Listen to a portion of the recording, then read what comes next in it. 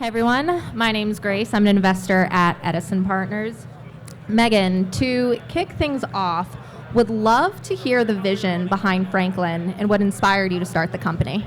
Sure, yeah. Can everyone hear me okay? Yeah, okay. Hey everyone, so good to meet you all and thanks for coming to our chat. So Franklin is a hybrid cash and crypto payroll software. We just started up a couple of months ago. A lot of reasons why we started this company, but my background is as an accountant, worked on Wall Street right after school for a couple of years, and ended up discovering a multi-million-dollar accounting fraud happening at the company that I was working at. Very transformative experience. I learned about Ethereum in 2016 and realized that this new technology could actually be a really great open source accounting system to solve corporate greed. Perhaps a little naive back then, but have been doing different things in the sort of crypto accounting technology space for the past couple of years. Most recently, before starting up Franklin, I was the CFO at a Web3 professional services firm called Serotonin. The founder of Serotonin was here earlier today. Maybe you guys saw her. Her name's Amanda Cassett. And it's really born out of the issues of operating a Web3 native back office. If you're starting up a normal sort of vanilla Web 2 company, as we say in the crypto sphere, there are a plethora of different tools that you can use to operate your business, and they just don't exist in the Web 3 industry. So one of the most complex financial operations that any company undertakes on a regular basis is payroll, and we thought we should have tools to operate natively in this industry, and that's why we started Franklin. That's awesome. And so on that note, how have you seen the payroll market evolve over the last decade? Yeah, so having been an accountant for a little bit over 10 years, it hasn't changed a hell of a lot. The biggest thing that's happened is really sort of more payroll technologies have come out to streamline the startup process for young companies, specifically young tech companies. We've seen the advent of things called PEOs, which are professional employer organizations, which really act as a buffer between the employer, the employee, and all of the sort of local, state, federal labor organizations and regulatory bodies to try and streamline the process a little bit. But in terms of the actual technical innovation, there's been very little. ADP kind of looks like it does now as it did 10 years ago. And why do you think that is? What inefficiencies still remain, and why do you think there has been limited innovation in this space? Yeah, I think that it's easy for us, like as a baseline, to point to the sort of inefficiencies in the traditional financial services system. So moving money around takes time, and there are a lot of intermediaries that touch that money before it actually settles. So payroll and fiat payroll is largely ACH based. It takes anywhere from 5 to 7 days for the money actually to move between employer to payroll organization through a series of banks and then actually settle. Janet Yellen said recently that Americans just in this country spend about $15 billion a year in obtaining their wages earlier. So it's perhaps an issue with the sort of like UI layer that payroll systems have put together, but also we're just operating on very slow sort of cash payment rails. And so, I know we talked about this previously, but what you're building at Franklin is addressing a lot of these inefficiencies. But before we dive into that, Franklin falls under this new exciting category called decentralized finance. How would you define DeFi? Yeah, so I think DeFi has a lot of sometimes negative connotations associated with it around speculative trading and ICOs and some of the flashy things that make headlines in Bloomberg or CoinDesk, things like that. I think that decentralized finance is a term that encompasses like a wide spectrum of things, including the sort of plumbing that takes place from a payments perspective on decentralized networks like public blockchains, to new kinds of financial products that you'd see like lending, borrowing, yield farming, things like that. But could also perhaps be extended to other sorts of experiments with currency and like in local currencies and emerging markets, things like that. So anything that's not centralized finance that's issued by a bank could be decentralized finance. That's very helpful. So how are you seeing DeFi disrupt the payment industry and revolutionize traditional financial services? Yeah, so I think that there's a lot of experimentation going on in finance generally these days. A lot of larger institutions are starting to like wade their toes into this space and grapple with issues around custody, settling, and clearing. Yeah, my co-founder, Eric, over there, we used to work in equities together. There are a lot of interesting use cases in equities markets in decentralized finance. But I think that the problem that we're attacking is there's no good reason why employees should give their employers a 2-week loan of their time and then wait to get paid. We can better, using decentralized finance and stable coins, match the sort of work that's being done with when it gets paid, and we can do it in a much cheaper, efficient, streamlined process. I love the efficiency that you get there with essentially, it sounds like streaming payments. Besides that, what else do you think are some of the key benefits of Web3-based payroll? Yeah, I think it depends on who you talk to. There are concentric circles I see of people who are interested in these types of products, starting off with the Web3 natives. So there are companies that get paid in cash, they get paid in stablecoins, they get paid in other sorts of tokens. This was my experience operating as the CFO at Serotonin. And flipping our treasury of stablecoins was time-consuming. There's a lot of key man risk around it, and it was expensive. We also had a fairly large sort of distributed global workforce. So over 60 staff, more than half of them are in areas outside of the United States, and wanted exposure to the dollar, which we could not provide through a traditional banking system in an efficient and cheap way. And we already had stablecoins. So that's one, I think, maybe the center of the concentric circle of who's interested in Web3 payroll. I think moving beyond that, there are high-growth startups, other tech companies that just are interested in crypto assets. We've seen digital wallets, over the past 2 to 3 years, I would say, start to integrate crypto into their actual payments products. So things like Cash App, Revolut. I think that there's an argument to be made that those companies would like to be giving their staff exposure to the kinds of assets that they give to their retail customers, but the tools just don't exist yet to enable that. And then on that note, I feel like the big elephant in the room around this topic is payroll is associated with stability, yet crypto is not considered, at least as of late, the most stable asset. How do you marry this less stable asset with such a stable use case? Yeah, for sure. And yeah, that's a good question to ask. So crypto is a large market. I think that when I think about when companies talk about paying their workers in their own tokens, for example, it's a little bit of a dangerous sort of precedent to set.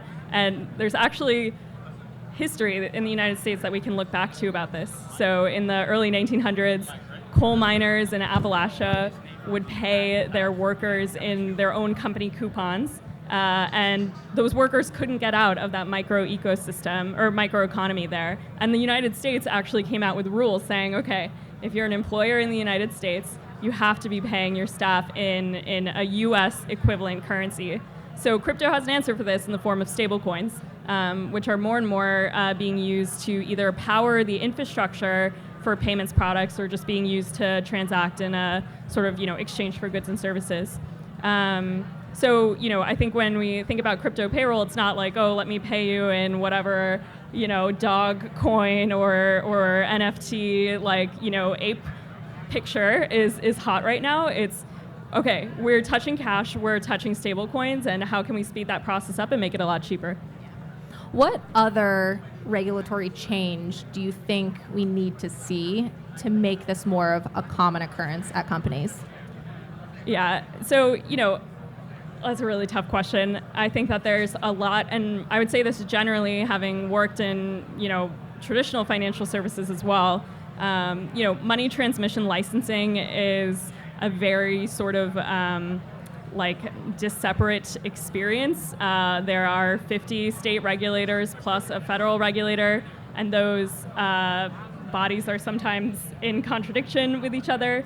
Across the water over here in New York State, there is a license called the BIT license that is prohibitively expensive for lots of companies to go through applying for. So I think that there's some level of clarification, but it's this issue of, ironically, having a decentralized form of governance in the United States, right, where each state has autonomy over their own sort of, financial services industry to some extent. That makes it really difficult, honestly, to operate here. And sadly, that's why we see a lot of great Web3 innovation taking place outside of the United States, in places like Germany, Israel, South Korea. All of those governments have taken really proactive steps to say, we want to be a technological hub, and here's how we think we can empower you to do that from a regulatory perspective. So, on the flip side of that coin, I would say the United States has one of the most, if not the most, sophisticated system of capital markets. And so it makes sense to move slow and be very methodical, and perhaps to be creating regulation by enforcement and lawsuit as opposed to a proactive rule. So it's tough. No, that definitely makes sense. I mean, I know walking through the city, I've seen some places that will take cryptocurrencies here and there, but for the most part, you still need fiat currency. Who wants to receive their payroll in these alternative currencies? Yeah, and I think that's totally true, and it's something that maybe we miss in the connection between traditional finance and the world of crypto, which is you can have both and still have like a really nice sort of efficient system, and that's why we touch both cash and crypto. I think that the main use case that we see in our customers at Franklin is companies that have distributed workforces, where you have pretty high barriers to entry in terms of dealing with FX risk. One of our customers, came to us because they had a contractor based in Cyprus who, their currency has deflated a fair bit, and they wanted more exposure to US dollars. We can facilitate that a lot cheaper than if you were to hire a employer of record in that local jurisdiction. Crypto by nature too is a little bit more of a distributed workforce, so we find that the crypto native companies really fit that use case of a sort of like more globalized workforce. But there's some of us in the United States that like it as well. I, for example, take my paycheck in crypto and I transact in crypto, but I'm perhaps like an early adopter, so. No, that's awesome to hear. And I know you're not the first person I've talked to who has said that. So I definitely think we're going to start seeing more and more people who have the same preferences as well. I feel like this is a classic example of industry shift that's forcing change. I mean, we've personally seen this with multiple of our own portfolio companies. So in the healthcare world, we're investors in this business, Capital RX, that's changing the way the PBM market works by making drug prices more visible. Or Yield Street, they're disrupting investing in alternative assets. So on that note, what about what you're building at Franklin is disrupting the traditional payroll market? Yeah, I think that the biggest sort of like elephant in the room is the time. So in a new sort of like financialized set of like payments infrastructure, we can move money a lot faster. We are experimenting with lots of sort of interesting Web3 native features, one of which you mentioned before is streaming. So this idea that your workers can accrue their earnings in real time, or at the set of different milestones, right? If you have a contractor relationship with them. So I think that's like a very obvious one that just matching up better the timing. There are other sort of things that we can think about too in terms of right now corporate payroll is a not insignificant line item on a lot of company budgets, right? By holding some of your treasury funds, right, in a decentralized protocol, you could actually be making money off of your expense budget, which is something that is interesting about Web3, is trying to sort of invert some of these business models that have been cost centers into into potentially like interest generating activity. But yeah, there's another sort of thing to think about here, which you mentioned before with one of your portfolio companies, which is like transparency in pricing, and that is sort of one of the native aspects of operating on a blockchain. So yeah. How do you see DeFi-based payroll in the future working alongside traditional payroll? Is it going to replace it? Do you think they work hand in hand? I think that the answer to the sort of payroll question is like analogous to probably like what crypto will be in the sort of like larger financial system. I think that the idea that everybody is going to be using crypto and having a wallet, like we don't have the sort of sophisticated UX and sort of security mechanisms that are required for that. Our thesis is that people do want exposure to crypto assets. Having exposure on a regular basis through your paycheck is interesting to some people, and so it goes hand in hand. Do you think people will be using this technology to also get paid in fiat currencies? I think that it's difficult, right? Because right now the issuers of stablecoins are private companies. There is a lot of talk around central bank digital currencies and what that looks like. So far, they have been experimenting on sort of closed blockchain networks, which makes interoperability. It's a very similar sort of problem that we have with our current financial system. So there's a lot to think about there. There's a lot certainly to be concerned about in terms of like privacy as well. So although you do have like a wonderful sort of transparency on chain, you also we're in the very nascent stages of being able to secure that PII. So it depends on what the governments do. So. And on that, how do we manage this privacy risk in this market? That is a great question. What I would say is there are some things to think about, which are, we were just chatting about this a little bit earlier, where there are layer 2 networks that are OFAC compliant now that the United States has started sanctioning Ethereum wallet addresses. There are things called ZK snarks and starks, all this like very complicated sort of like cryptographic math that has a long way to go before it's really implemented in a way that's usable and cheap. But that seems to be the way that the Web3 industry is moving. That's awesome. So it's been such a pleasure chatting. Is there anything else that you'd like the audience to take away from our conversation? Yeah, I think that people get a little like squirrely talking about crypto because there's scammy things that happen in it, but it doesn't mean that it's worth sort of discounting like an entire industry of maybe like visionaries or people who just want to build a better system. So it's early days, but lots still left to be built. That's awesome. Well, Megan, I've really enjoyed our time. I'm sure our audience has as well. Thank you for taking the time to answer my questions today. Thank you.